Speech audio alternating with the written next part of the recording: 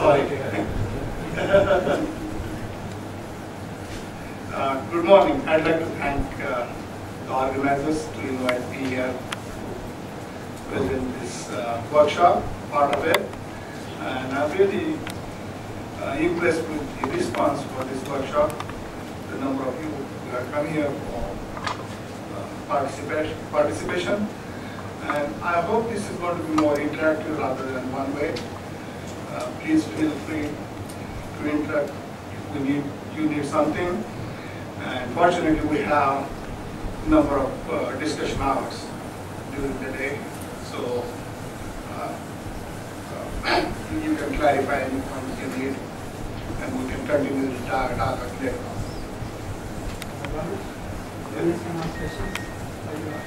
Yes, please feel free.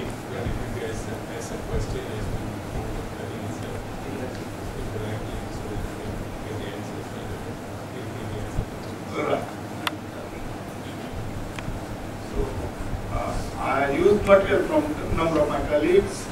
I mentioned some of them here. And in future, if you need any special things or any particular things, I can always introduce you to the person who has done the work.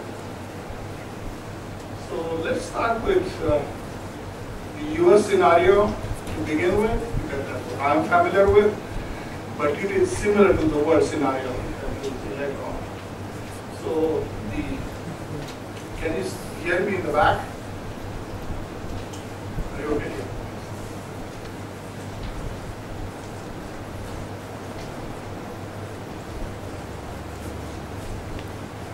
So the pie chart of the left side, it shows the different kind of energy resources that we use, and the percentage that was back in 2004. The things haven't changed a whole lot. This time renewable has come up somewhat, but not a whole lot.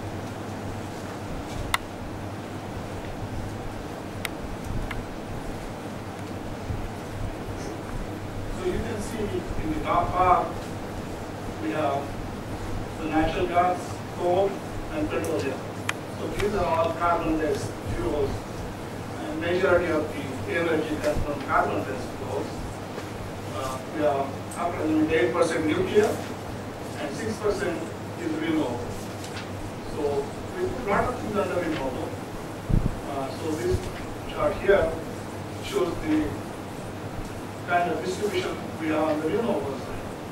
So good part of it is hydro, 44%. Good part of wood, which is renewable. So that's other part. There is a very small part which is wind. Then this is using the waste to generate some of the energy. Use quite of geothermal and biofuels. That's all coal part, which is around 5%. And if you can see, solar is only 1% of the whole pie. So 1% of the small pie of the 6% here is solar. In solar, good part of it is for heating to water. 91% is hot water, 6% is thermal use, and 3% is heating. And these are the numbers for 2004. The PV has gone up somewhat, but overall picture is not that much different. Because back in 2004, for total module production in the US was 150 megawatts per year.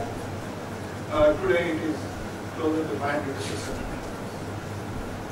And that time the cumulative world production was 2 gigawatts. For 2011 it's closer to 30 gigawatts. So you can see the things have changed quite a bit in the last 7 years. So out of this 150 megawatt PV, that time 70% was still house in the US. Today that percentage has gone up. Actually, the majority of the PV in the US is still homes, partly because much of the silicon production has moved out of the country. So if you look through this thing, thin film PV is 0.0003% of the total picture. So why are we having a dialogue about thin film PV? can see the things here. These are the projections. If you don't do anything different, our use of carbon-based fuels is going to go up. And this is something that is not sustainable for the long time. And then we also have the problems of the greenhouse gases. So we expect, scenario as usual, we expect the petroleum consumption to go up at 1.5% a year. Electricity consumption to increase by almost 2% a year. So let's look at how we get our electricity grid. So this one on the left side shows the pie chart where we have the energy consumption at this point. So residential is very small, 11%. Electricity generation is 39%. Industrial use is 22%. And almost part of the energy we consume from the transport side. How we generate the electricity? Majority comes from coal. Food part comes from natural gas. There is 20% from nuclear. Hydro is 7%, and again, petroleum. So you can see almost over 90% of it. Actually, over 80% is coming from carbon-based resources. So, and US, in addition to what we are doing today, we will be doubling our consumption of electricity in the next 35 years. So we need to acknowledge the issues associated with burning more coal, natural gas, petroleum, and issues associated with building more dams and nuclear power plants. All of these are problematic, so we need to look at other sources.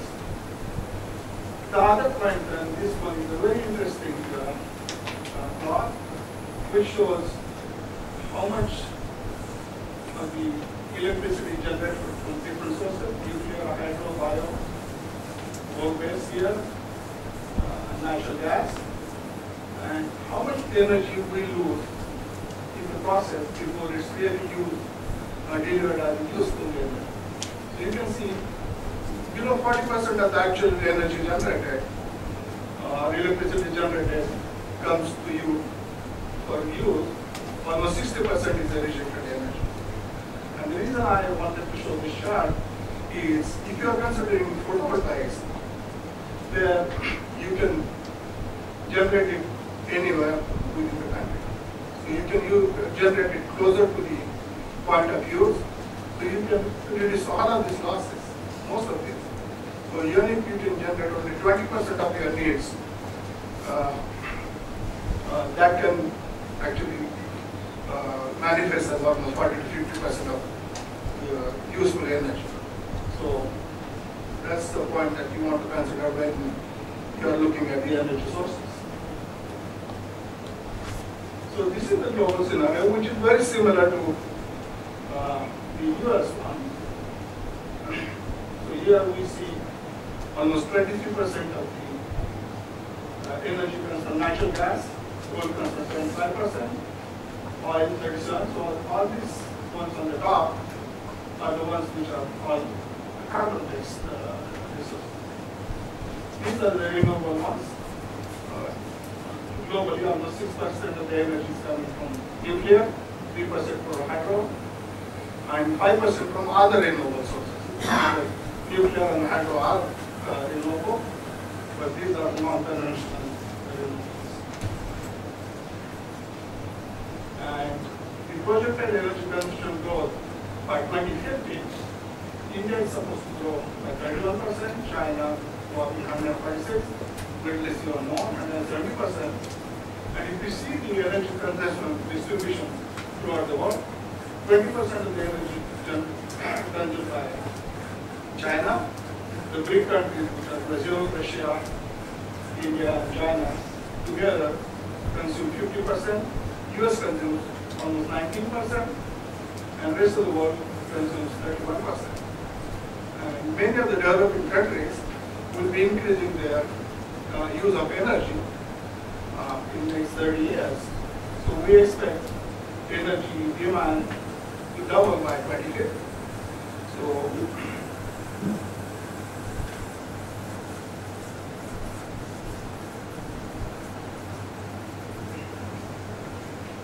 other point you want to look at is the amount of CO2 in the ambient has increased rapidly in the last 100 years. And if you want to stabilize the level to minimize the impact on the environment, we need to replace carbon-based resources. So one of the calculations shows that we need almost 13,000 gigawatts of renewable energy by 2050. That's almost a gigawatt a day. Present PV production is around 30 gigawatts. The capacity is around 50 gigawatts. So there is a big challenge in front of us. And it's also a tremendous opportunity for growth. So it's going to be $25 to $50 billion market. And we're going to require a mix of technology. So a country like Sri Lanka will have a role to play in the future. So issues to consider for energy planning. First is energy independence, because we have seen, any conflict like the one we are having in Iran these days, it changes the price of oil overnight. So these are the things which we want to minimize to have the disruptions in the development of the countries. Second thing, as I mentioned before, we want to consider the environmental considerations, what it does to the global warming kind of issues. Sustainability is a big thing, because we know that all the oil and petroleum-based resources are going to deplete. So we want to look at more renewable energy sources. You also want to use the local resources as possible. So you want to have the appropriate technology developed for individual countries. And finally, you want to see how this can help the economic development of the country. So here is what chart shows the different kinds of renewable energies, and what we need is energy sources to do for us. It should be increasing electricity demand throughout the world. We would like to reduce the carbon emissions and preserve the water supplies. We'd like to reduce dependence on the foreign energy sources and provide the distributed energy for developing nations. So we have a number of options: nuclear coal, natural gas, solar thermal, wind, and solar PV. The chart on the right side on top, it shows how long it takes to put up a plant of a particular resource. So if you look at nuclear, and this scenario is more for the US, but wouldn't be much different for any other country. It takes almost 4 years to get the permits and get the plant sanctioned. And it takes another 5 to 6 years to build them. So it's almost like 8 to 10 years time period. For coal, it takes closer to 6 years before the plant is operational. For natural gas, it's closer to again 3 to 4. For solar thermal, it's little less. It just for 2 years. Wind is similar. Solar PV is one of the easiest. You can put up a plant in the solar PV area in less than a year. It's a modular system. You can pick it up and set it up very fast. The one here, which tells you how much land you need for solar energy. But this is one of the questions that people always say. That is, the resource is very diffuse. There is not enough. So this square here it shows how much land we would need to provide the electricity for whole of US. And you can see that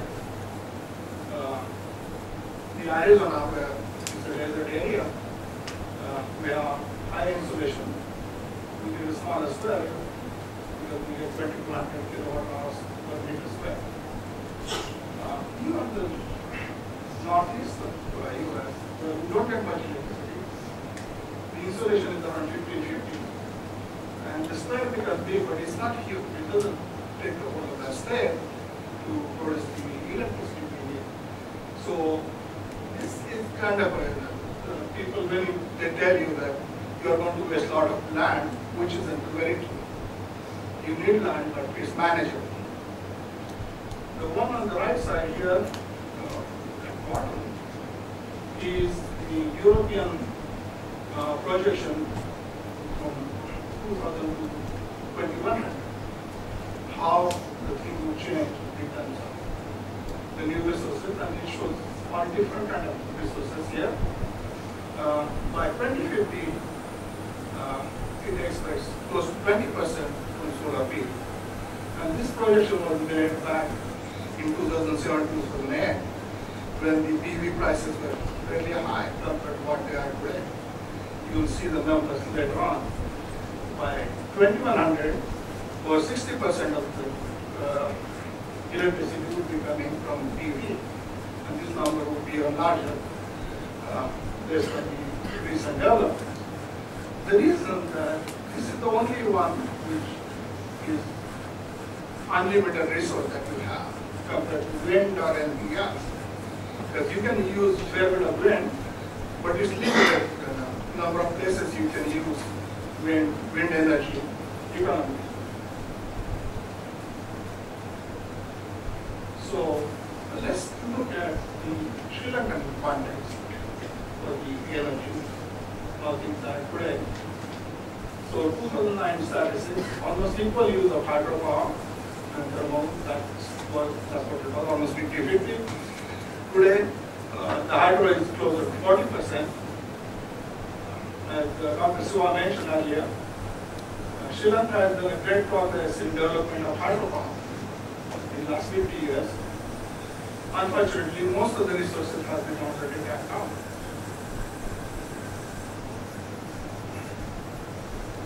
And so you are at a point where you need to start thinking about future energy production planning.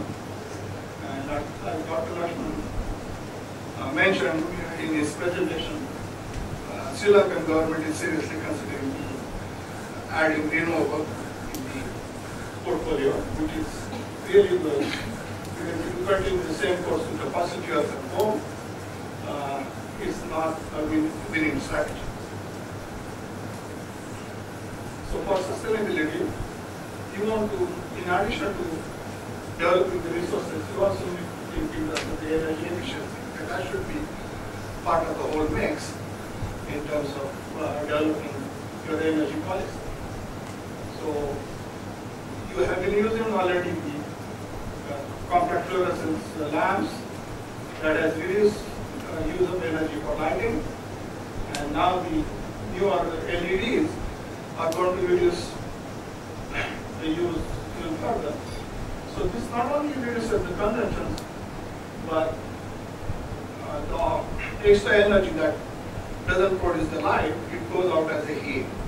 So with having the more efficient lighting, we are minimizing the heat from the wasted energy. This is going to reduce your air conditioning costs, make things easier.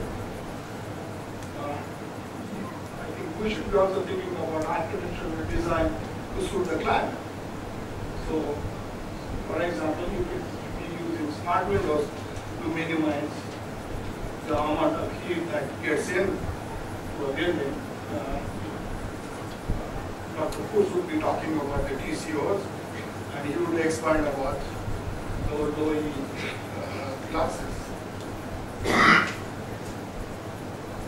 Biofuels is something that should be part of the equation, because for transportation needs, you are always going to need a fuel.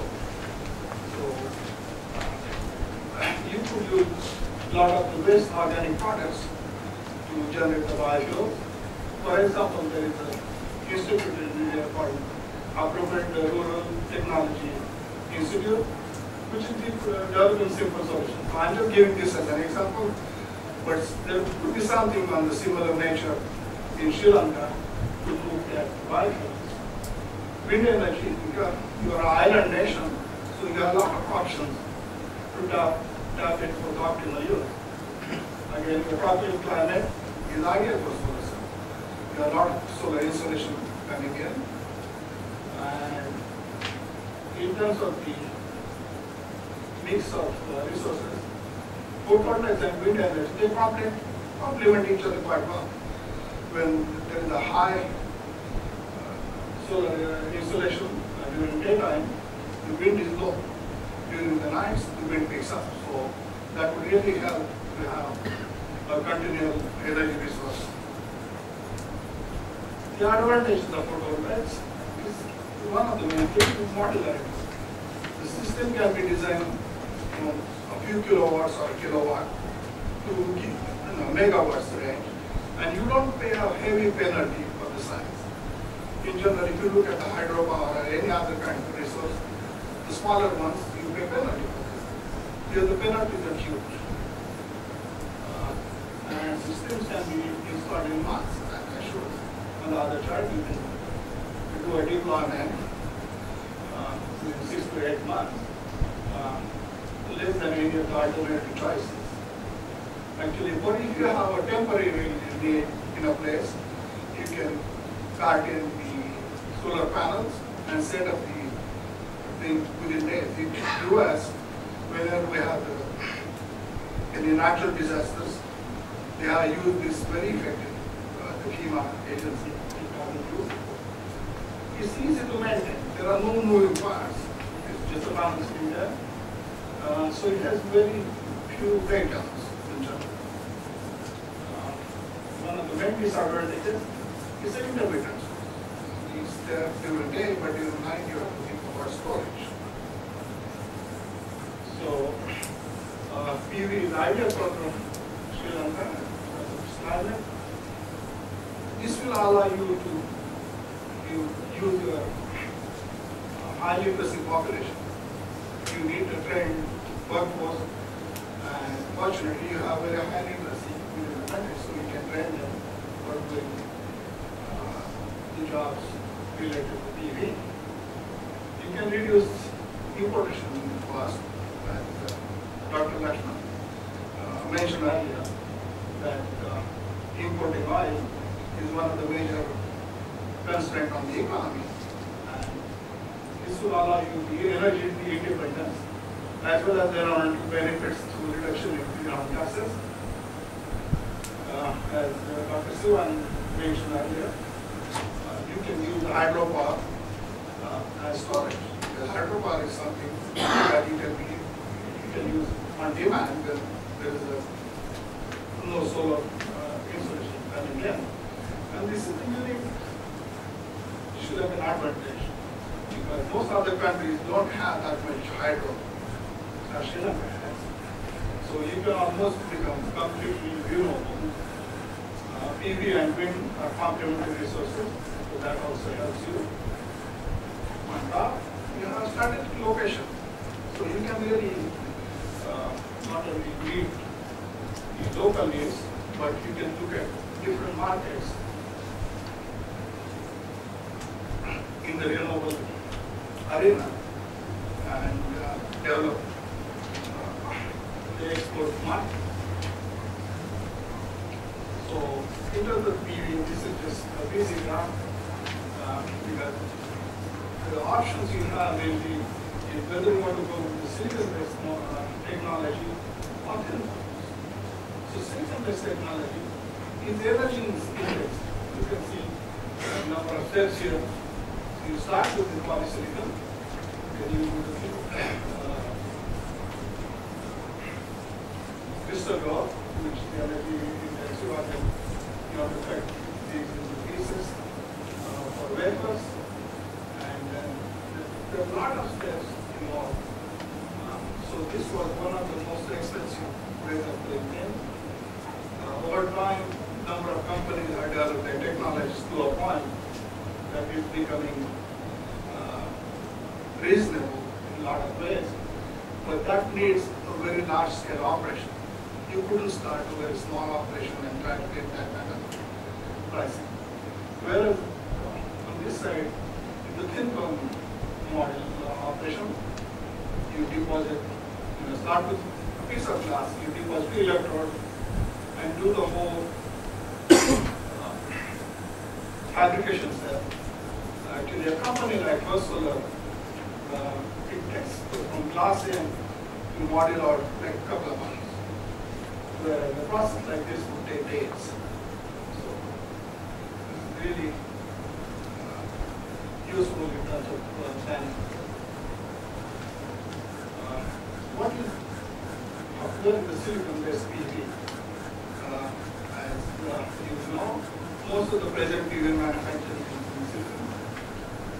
It is a very energy-intensive processing. So if you want to set up a plant, you will need to build another hydropower plant to provide energy for something like that. It takes a lot of energy for the silicon production, purification, and distilling. There has been rapid reduction in cost in the last 3 years, and it's mainly in China. And they have done it through vertical integration. So they got out many of the middlemen so that they can squeeze the price. So advantage for China is the scaling. Over 50% of the world production in silicon today is in China. The other thing is they have everything available within a short distance. So supply chain clustering and this helps a lot in terms of keeping the cost down. There are massive government subsidies. I heard that the China government gives free energy. They don't have to pay for energy for 10 years. And as I mentioned before, the silicon is the energy intensive process. So if you get your electricity free, the majority of the cost is already taken care. And the top 3 Chinese companies are projecting cost to go further down to 60 cents per watt in the next few years. In terms of the thin film PV, why would we want to consider it? It's still the lowest cost product in the market. First Solar claims their cost closer to 70 cents per watt, compared to 80 to 90 for silicon based.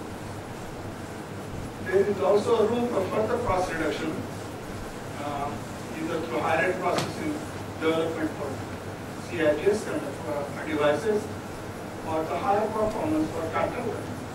And this is something ideal for country like Sri Lanka, because we have a number of people in this room who could get into the R&D part of the technology and try to develop the fund to bring up the efficiency.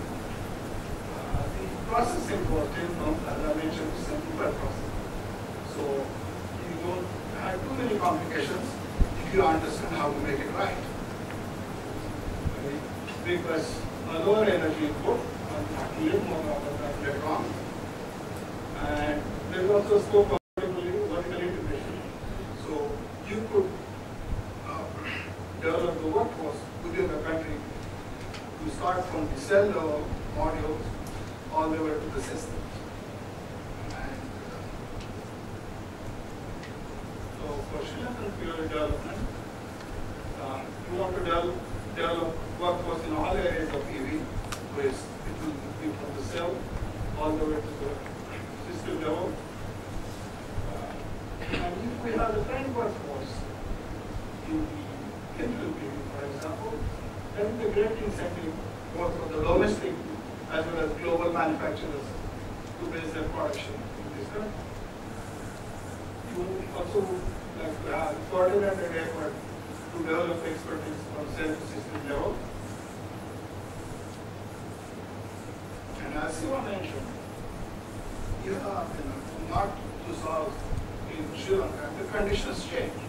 So you can use the domestic market as a training ground to build systems under different conditions, but also for different applications. You can start having a small system that could be a standalone system or more full-size system, which would be closer to utilities.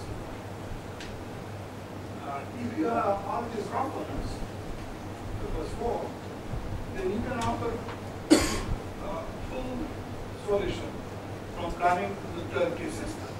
And this is something that's very useful for developing countries. Countries in Middle East or Africa could be looking something like this rather than trying to build products themselves. You'll be able to tap international market. So demonstrating functioning systems under tropical conditions. Most of the tropical countries is going to be your market. And you can offer the full service from building to servicing and maintaining these systems. So I'm going to go a little bit on the basic vocabulary in PV that you'll be hearing next today. So this is the cell. Right? So we start building the cells. For silicon, you string all these cells together in series and parallel to produce the modules. The one on top is our grid type system. So this one would get into the inverters where you would have the DC to AC inverters, and that will feed into the grid. So this is a cheaper option. A standalone system, you go from module and you charge your batteries. And then go from DC to AC converters and use it in your house. Because of the inclusion of the batteries in this equation, the cost becomes more. And this is something that we hope in with further development, the cost of the batteries would come down to a point that this would become more viable. So the kind of structures we use in solar cells, and this is something that you'll be actually hearing more in other parts. Most commonly used structure is the substrate structure. I'll show you that next one. So you start something like a glass substrate, and you project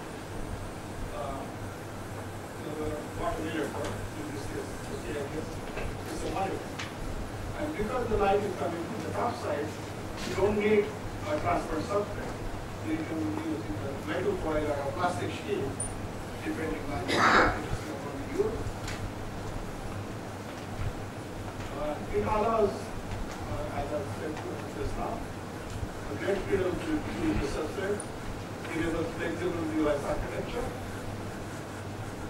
In this structure, the junction formation, which is the heart of the device, is one of the last fabrication steps. So it allows you the opportunity to optimize the device performance. And it shows up actually this 6 device, for CIGS device, has achieved over 20% efficiency because they could really optimize their junction. Whereas capital lags in terms of the efficiency, which is Superstrate stuff. It also allows the efficient use of the anti-reflection coating to minimize the current losses. The Superstrate structure, which is used for both cadmium telluride as well as amorphous silicon,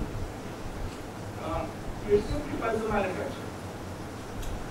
You start with PCO coated glass in this case, that you don't have to produce yourself. You can get it from a vendor. Most of the glass companies can produce the PCO coated glass by depositing the PCO like thin oxide at the end of the manufacturing line. Tim will talk more about it, I think this afternoon. So this is the structure that is. So you start with glass because the light is coming from the bottom side. Your substrate has to be transparent. And then you use TCO and build the cell on top, sulfide, cathode, and the contact. In this case, fortunately, the optical stack has the right order of refractive pieces, so it naturally minimizes the refractive loss. If the case was otherwise, it would be really tough to do anything about it because there is not much you can do about the AI coating in this case, but fortunately we don't need AI coating. It allows the freedom to fabricate the OV contact and particularly semiconductor like metal, which cannot be doped very heavily yet. OV contact is one of the toughest problems. And this allows the trader to really optimize the contact that you use. And both substrate and superstrate structure, you come up with the integrated module, it minimizes the production cost. So here, I just talked about the integrated module. So what is the monolithic integration? This is something that you will hear a lot. So you deposit your layers complete on say 2 feet by 4 feet glass, and you want to isolate these to have these individual cells to be connected in parallel or series depending on the voltage and current on the layer. So what you do is there are these 3 laser filters to come out. The P1 is the bottom one here, it isolates the bottom electron. And the second one, you can see this one with the top contact of the first device is connecting to the bottom contact of the second one. And the third one is isolating the actual cells. So we'll be talking more about this one right now. So we have the cells, we have the market.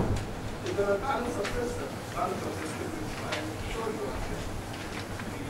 The DC to AC converter, power conditioning unit there, and the first part here is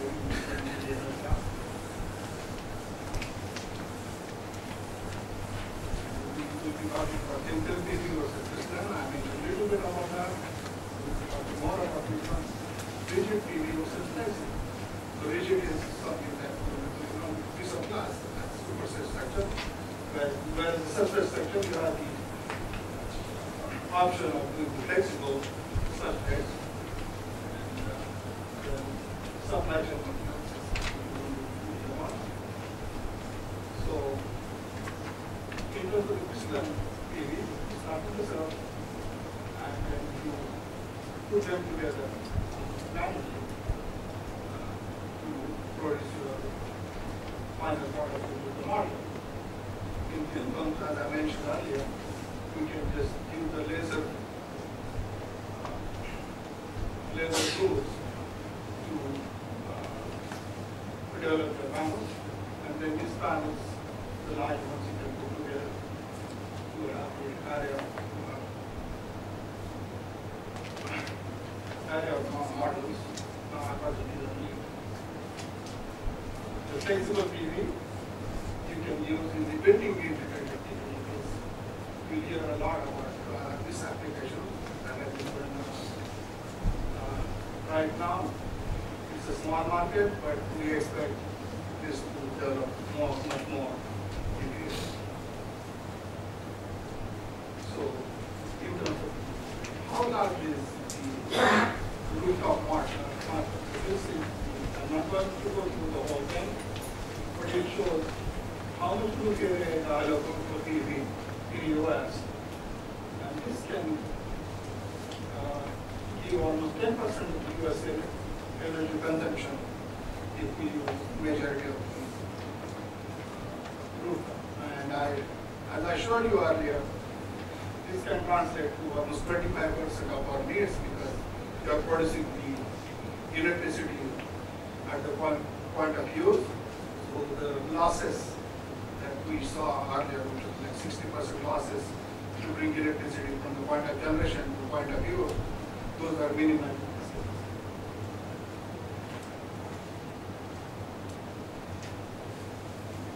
is again, it shows how much commercial glass you need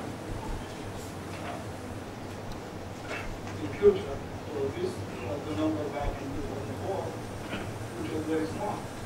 The glass companies saw this projection, and we get interest from a lot of glass companies to work with us because they see that in the next 10 to 15 years, the total need for the glass would exceed the total world production. So this is something that, with time, you will see a lot of glass companies showing interest. So these are a number of companies involved in solar. I'm not going to go through all of them. These are in the US, some of them are international outside. So in the US, there is a lot of interest on victim side. These are the CIS-based ones. These are capital-led. And there are a few in our silicon, and some of these are already going under because of the competition in China. So this is something that I'm going to skip over very open lot. We can talk about it during the discussion hour. Right? This is the energy payback.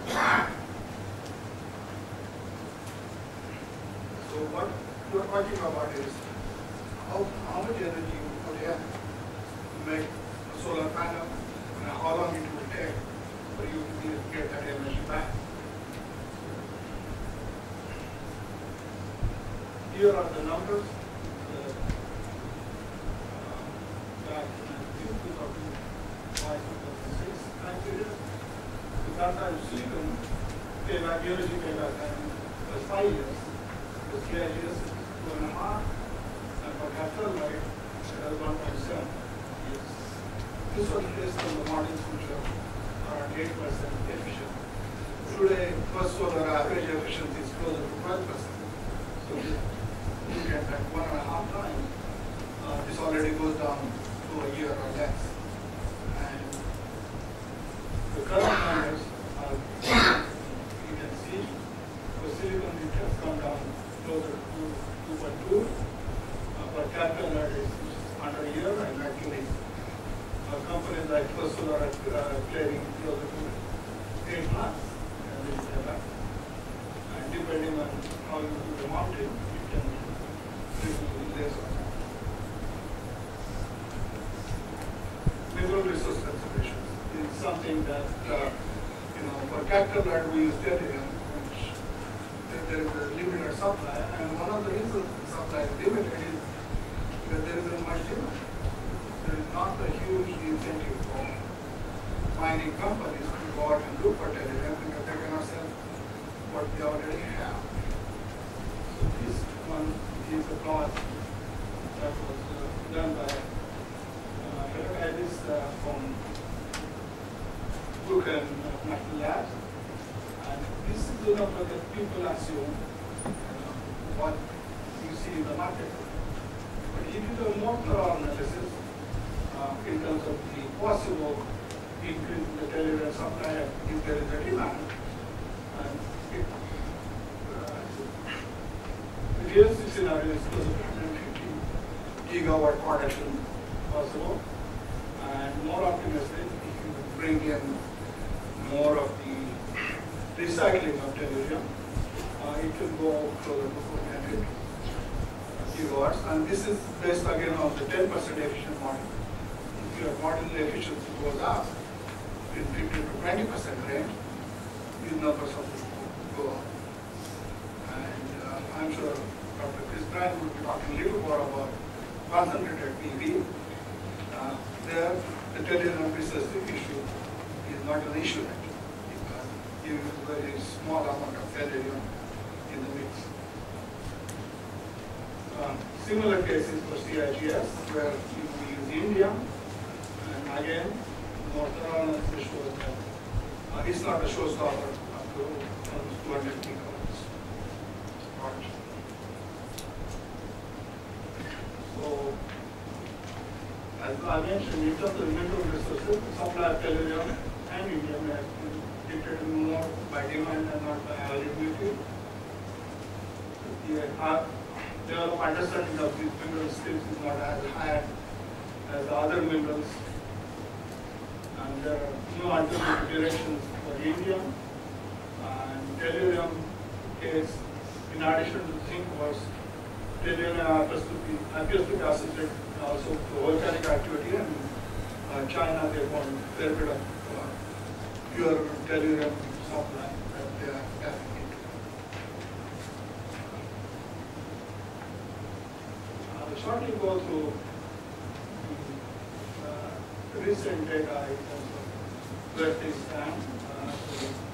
This is the material part of the polymer from Navigator. So this is the capacity and utilization.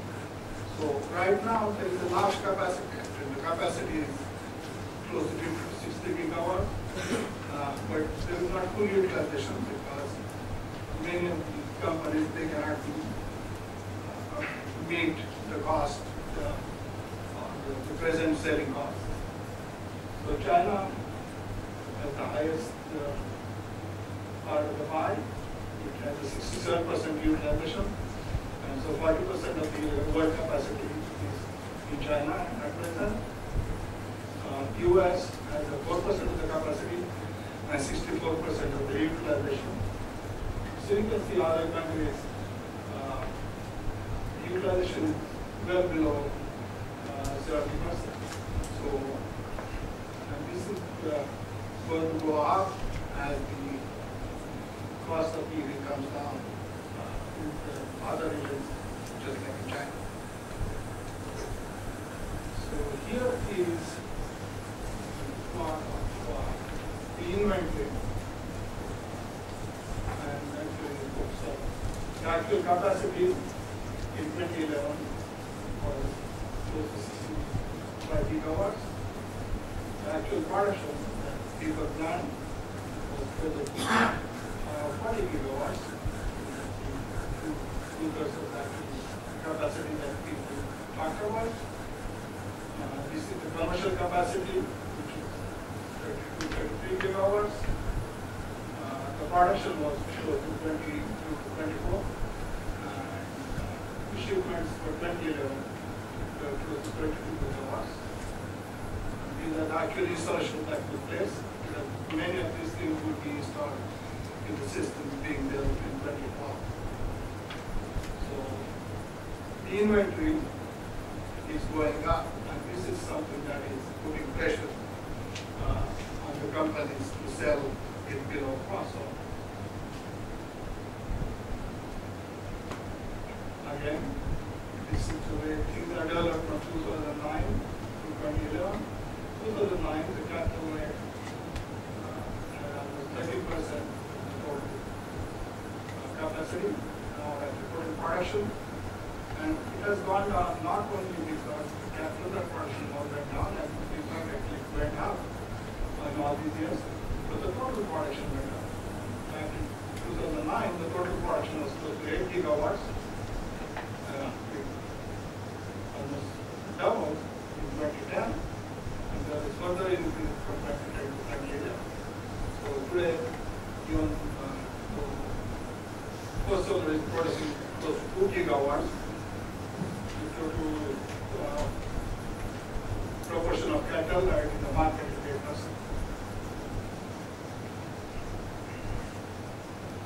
And according to Parliament, these are the challenging times for PV manufacturers. They must compete with artificially low prices from China. And price is the only competitive factor at present. This is a very interesting chart which shows the selling prices of CV modules over time. So back in 2001, it was around $3, and it continued to the same way. 2004 and 2005, this is the time period the first solar came into the market. with the cathode electrode.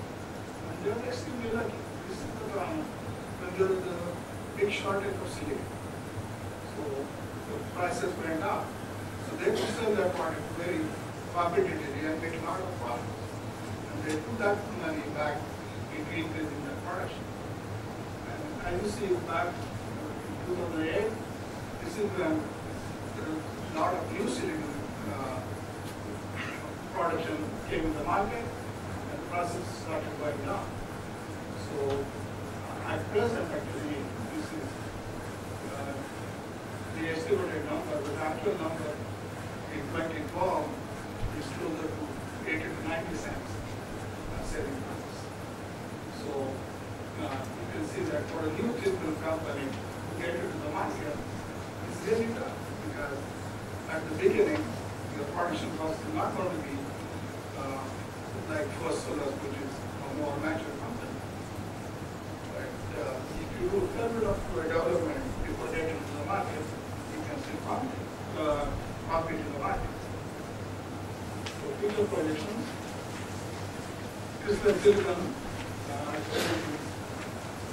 $25.50. This transparent gas paper 6 months back, closer to 80 to 90 cents. And Chinese company that is claiming that they can sell it out to 60 cents per watt. So you need further cost reduction to get the system cost down closer to $1 a big watt. So if you want to have the system at $1 a big watt, you want your modules at 50 cents selling price, so that the production cost should be below that. So we need to reduce the production cost and improve the performance of our technology. The technologies we need to consider are silicon, thin silicon, 3 files, which are multiple junction, and which are used mainly for concentrated system, and polycrystalline silicon around the silicon. As I mentioned before, majority of the PV manufactured in the US is thin films, and that's not because we have companies like First Solar and other silicon companies which contribute heavily towards the production. This is the chart from First Solar, how their efficiencies have gone up. Conversion efficiency was around 7% when they started their production back in 2001-2002. They have reached actually, the present number is closer to 12%. And this one, they actually, you can see the number of modules produced, it went up rapidly. At this point, this was 1 gigawatt, and at present they are closer to 2 gigawatt production.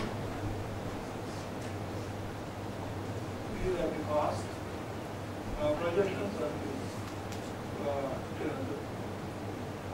The last part of this calculate the production cost from First Solar was closer to 70 cents. So you can see from where they started back around $3, they are in a great job. Solar has silicon. The silicon was projected that it will stay up around $1.5 to $2. It has come down closer to $1 per watt. So why do we think about the thin films? And this is the one. This chart shows the efficiency versus when these are calculated efficiencies. And this is the chart that you typically see. That the old one, the recent one goes to the top closer to 30%. And you can see the compound that got down or gallium arsenide, they are closer to the peak. This one is for dye quality factor of 1. So Dr. Cruz will be telling you more about the basics of solar cells, and he'll tell you what is the dye quality factor. If the dye quality factor goes from 1 to 2, the efficiency goes up elsewhere. And that's where the thin film solar cells are there. They're closer to high current factor of 1.52. So the highest efficiency factor is 20%. And with the technology, if we develop the basics of these devices, we can push up the efficiency closer to the maximum efficiency predicted by Dhere, so that we can improve the product cost. So significant potential still exists for new thin film products to improve performance and reduce cost. Thin films, because of their nature, they can compete in different segments of the market. Flexible products for the PV, integrated PV, rigid products for the utility scale. Issues include reducing the energy payback time. It should be less than the doubling time of use. Increasing the reproducible cell efficiency over 20%, and keeping ahead of competitive technology in cost. The rapid market production is forcing answers to questions which people ask or understood before. Whether the tellurium cost will be high, so that the module recycling is possible. These are the things that will be discussed.